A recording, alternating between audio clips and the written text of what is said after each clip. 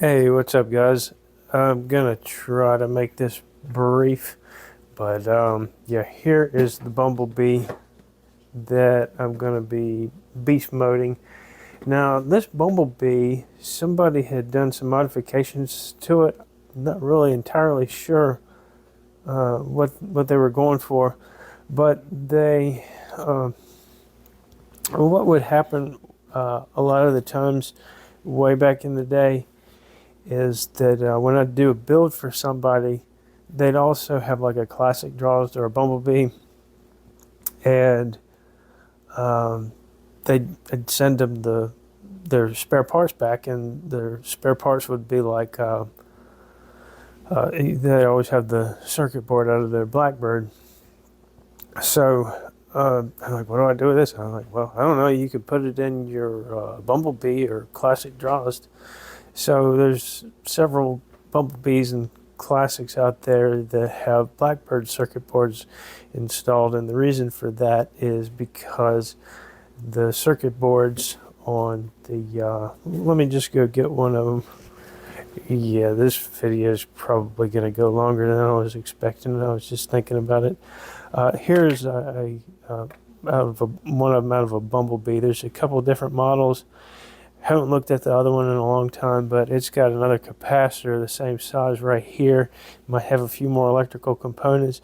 I was talking with Sergey about this yesterday because this one, this Bumblebee, came with a chip Blackbird circuit board in it, and it's missing the plug. And anytime they're missing the plug, that means you have to assume that it didn't just fall out, but somebody went in there and actually messed with the potentiometer that controls your pulse width modulation to the solenoid. So from the factory, they're set at 7 milliseconds. And back in the day, it was real common to play around with them and get more power out of them. You don't really get more power out of them. Anything above 7, you just start wasting air. It does get a little louder though, so people would just crank them up.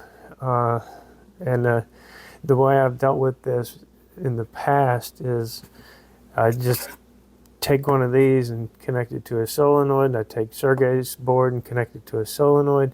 And with Sergey's board, you have a digital readout that tells you exactly what your milliseconds is. So I'll put that on 7 and fire it, and then fire this one and just listen to it until the solenoid sounds like it's at 7 milliseconds. But Sergey was like, well, why don't you just use your oscilloscope and set it on 7 milliseconds like that? It would be really easy. A long time ago, he showed me like the cheapest oscilloscope that you could buy. It's like $30.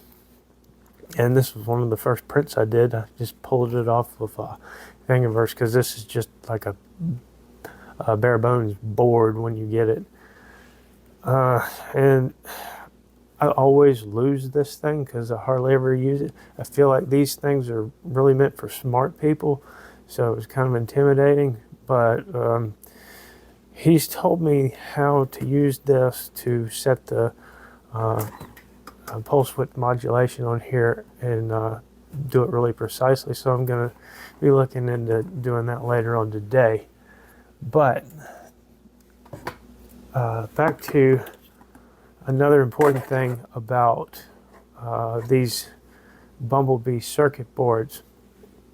This one is out of one of them, a like new Bumblebee that somebody sent me, and they wanted to know why it wouldn't work. And I got it out yesterday and turned it on, and it would throw the solenoid, and the solenoid would stay energized until you turned it off. So you see there's not many components on one of these boards. So I'm like, well, it's probably the had a brain fart there, transistor. So yeah, because the transistor, it sends a signal to the solenoid telling it, you know, when to fire. Well, actually, you know, goes through the brain and whatnot. But anyway, so I replaced this transistor, and then after I replaced it, I powered it up and I pulled the trigger and the solenoid would energize, and then I released the trigger and the solenoid would release. So that's no good. I got to talking with Sergey about it a little bit more, and it's got to be in that chip right there that controls everything, because it's basically just acting as a switch. This board's acting as a switch for the solenoid now. And I happen to ask him what a safe voltage to run these boards on is. I was always thinking that, you know, it's like the Blackbird circuit board where you've got this big capacitor that's rated for 16 volts. Well, apparently it's not, because there is no voltage regulator for this 9-volt chip. So what may have happened is somebody put too much voltage in this board, you know, something like we would be used to doing with Blackbird circuit boards, and it could have fried that chip. So just be very aware if you have a Bumblebee, a working Bumblebee with the original board. It's not a good idea to go over 9 volts. He said that there is some information on the old green forum about it, but navigating that forum is a nightmare. Maybe if he sees this, he'll leave a comment below. But anyway, so yeah, this board is basically trashed, and I mean it sucks because the Bumblebee it came out of is in such good shape, but the owner wants to. Usually when this happens, usually what happens is somebody will leave it in the closet with 6 alkaline batteries in it, and they'll burst, and they'll, you know, corrode these terminals and go up into here. And I think I went over that in the last video. But anyway, yeah, the whole entire reason that I wanted to make this video is because I forgot to include something that I just told somebody I would, that I just did a build for. And that is going over the controls of the SP5K. So before we do that, this stock is something that I threw together. I basically copied part of that wrist brace stock, this part, and then designed the butt stock to fit with it, and got these rods off of one of those. So I basically destroyed one of the stocks to make this one. But yeah, I think it's pretty cool. And I think that I'm going to put this stock on this Bumblebee. So let's see. Alrighty, so I don't know if this circuit board has it. Let me make sure you can see.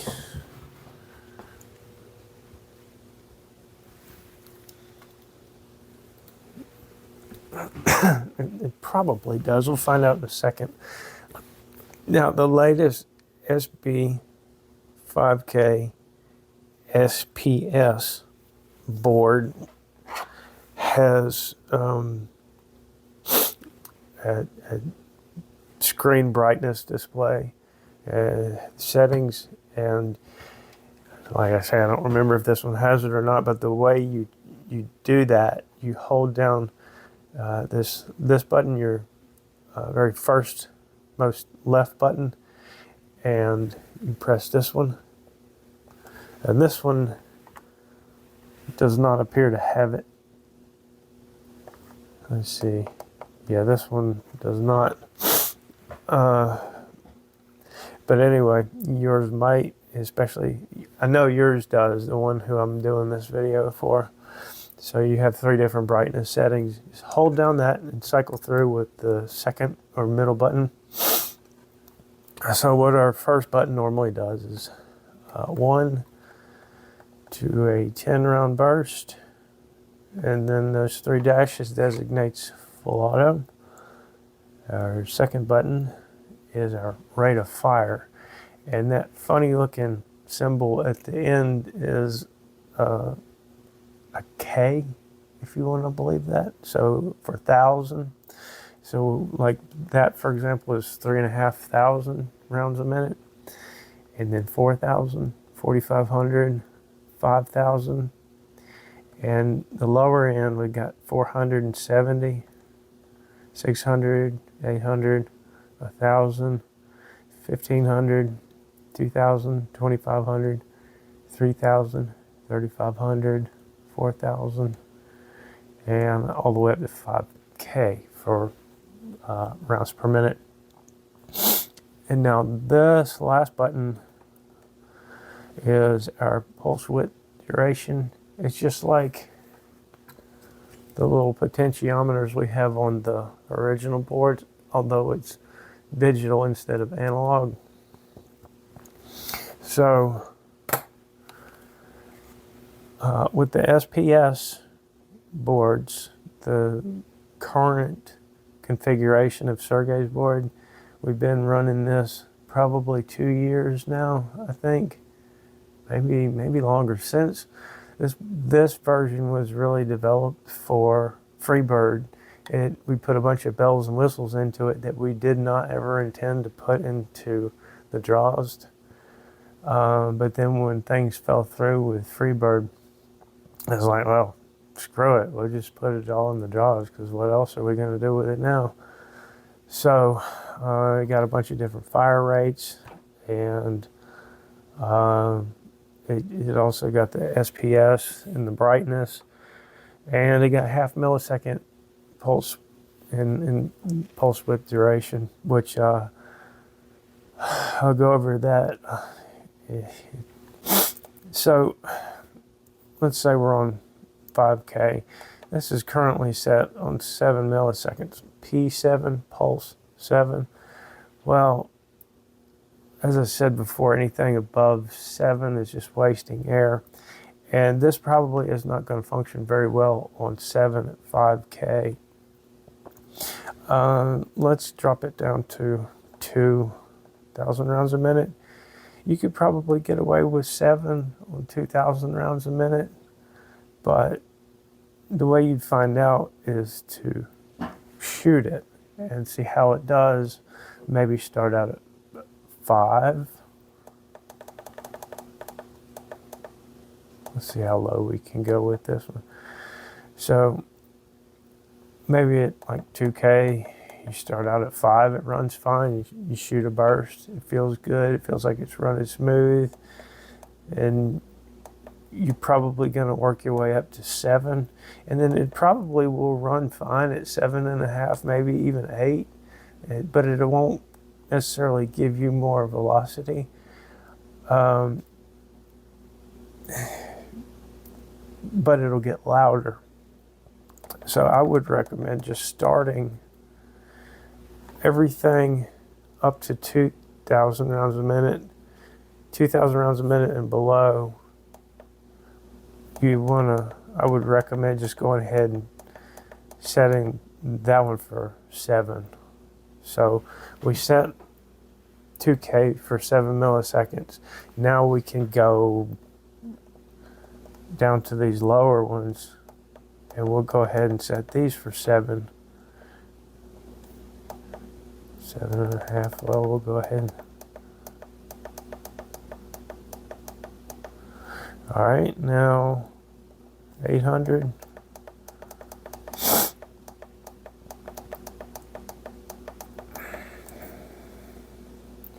And as soon as we switch over, it remembers that we left it on that pulse width duration for that fire rate. That's what the SPS does. Previous boards did not do that. You'd set it on 7, and that would carry over to all fire rates, which was annoying when we started to put a bunch of different extreme fire rates. And because I'll show you why in a second.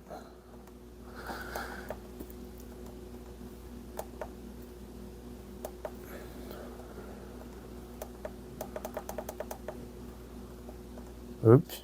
Well, anyway, at 3,000, you're probably gonna 2,500. You might have to back it off.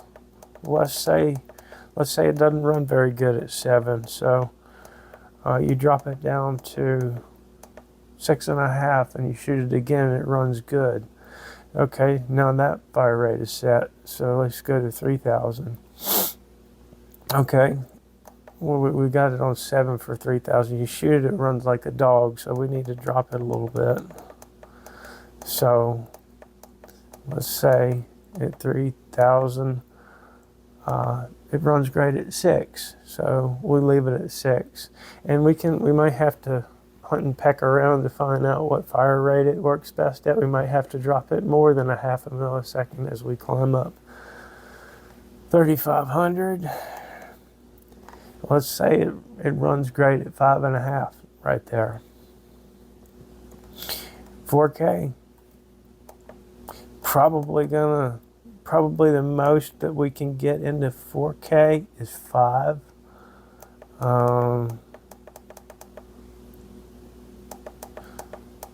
If we're lucky, we can get 5 milliseconds in 4K, but say this build didn't want to do it, so we had to drop it down to 4.5, so we did that.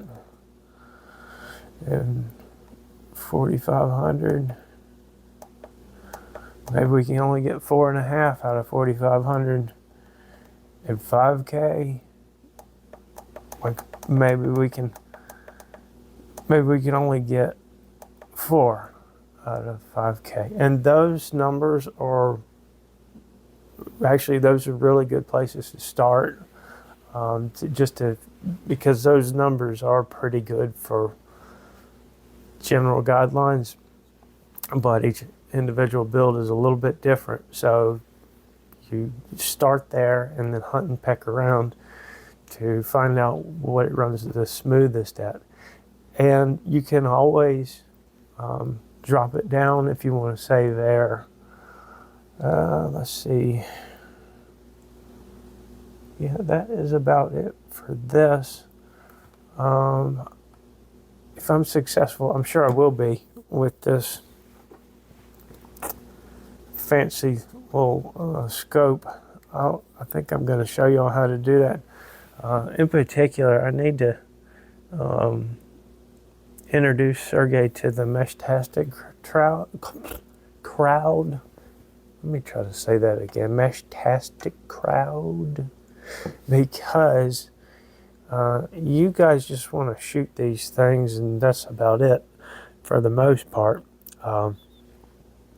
Some of y'all are pretty technical, but what I want to do is introduce Sergey to the Meshtastic people, because you got like these services that can print circuit boards for you, but like somebody probably has an idea about what they want to do with something with Meshtastic, but they don't necessarily know how to implement it.